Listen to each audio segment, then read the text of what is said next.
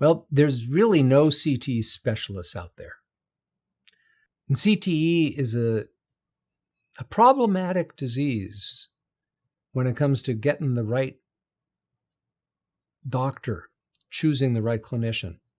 And that's because CTE is caused by, in some way, getting your head hit a lot. And so someone might think, well, I have to go to a concussion doctor or a brain injury specialist. But it's not a brain injury. CTE is not a brain injury. CTE is a progressive neurodegenerative disease. It happens to have been caused in part by a whole lot of trauma to the brain, but it's not a brain injury. So, does someone go see an Alzheimer's specialist or go to a memory clinic where most of the patients are in their 60s, 70s, 80s? Well, that might be a good place. And in fact, most of the time, that might be the best place to try to get an evaluation because those people understand the different types of neurodegenerative diseases. But they might not be used to someone who's in their 30s and 40s, who's out of control and has a short fuse and has poor planning and organization. And so that person might go to a mental health specialist. They have to be careful that they're not just given a quick diagnosis. Oh, this person has bipolar disorder, or this person has depression or anxiety disorder, without the clinician knowing a little bit more about the potential that it could be CTE related. So what kind of clinician should someone go to? Well, it's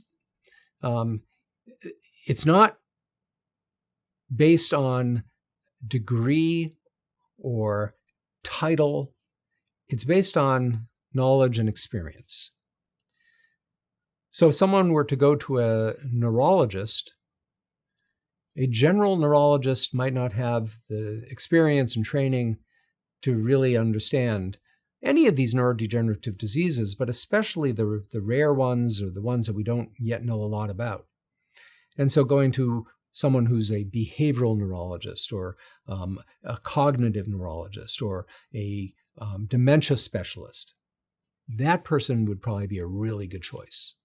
If someone goes to a neuropsychologist because they're having memory and thinking problems, well, a general neuropsychologist might not be the right person, but someone who is a neuropsychologist who focuses on diseases like Alzheimer's or diseases like PSP, that might be the right person. Going to a psychiatrist might be helpful, but there is a specialty within psychiatry called neuropsychiatry, where the psychiatrist is trained specifically in the mood and behavioral changes that occur with neurologic diseases. That would be a great person.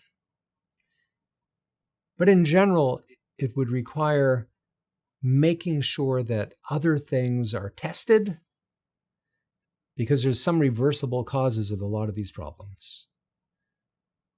It means going to someone who's going to be able to look at the symptoms and treat them, and not just say, there's nothing I can do. There's a lot that can be done. And it might take a team of clinicians to work on it, but they're going to need to talk together. That's the big thing.